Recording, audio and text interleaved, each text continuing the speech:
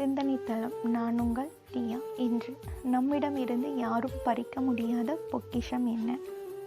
ஒரு சின்ன கதை வடிவில் நான் சொல்கிறேன். ஒரு காட்டு வழியே 2 நண்பர்கள் பேசிக்கொண்டு போயிட்டுருக்காங்க. அப்படி போகையில் ஒரு மரத்தின் மீது ஒரு பெரிய தேன் கூட்டை ஒரு சிலர் அழித்து தேன் எடுத்துகிட்டு இருக்கிறத பார்க்குறாரு. அப்படி அதை பார்த்துட்டு ஒரு நண்பர், ஐயோ பாவம் அந்த தேன் பூச்சி அப்படின்னு சொல்கிறாரு. அதற்கு இன்னொரு நண்பர், ஏன் என்னாச்சு அப்படின்னு கேட்குறாரு. அதற்கு அந்த நண்பர் கூறினார், பாவம் பல நாட்களாக அலைந்து திரிந்து சேகரித்த தேனை அவர்களெல்லாம் சேர்ந்து எடுத்து விட்டார்களே, அந்த தேனி ரொம்ப கஷ்டப்படும் இல்லை, அது சேகரித்த தேன் அதாவது பொருள் போய்விட்டது என்று அப்படின்னு சொல்லி ஆதங்கப்படுறாரு.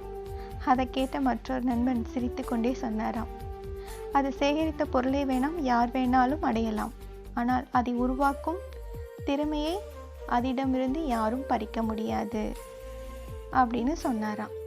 இந்த கதையிலிருந்து நீங்கள் தெரிஞ்சிருப்பீங்கன்னு நினைக்கிறேன். நம்மிடமிருந்து யாரும் பறிக்க முடியாத பொக்கிஷம் என்ன அப்படிங்கிறத.